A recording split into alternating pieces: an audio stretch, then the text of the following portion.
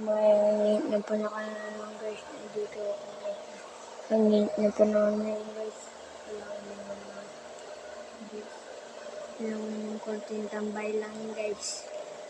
Tambay ko. Sana tao kandigong pagong. Sana guys, nasa tao kami guys. Ayun guys. Ayun guys, dahil naman binili ko kalapati sa Jaro. Pagpili ko sa Jaro, nagbablog na alam ko. Yun lang yung ng panahon ngayon guys. Wala akong magawa. Yung konting tambay lang dito guys.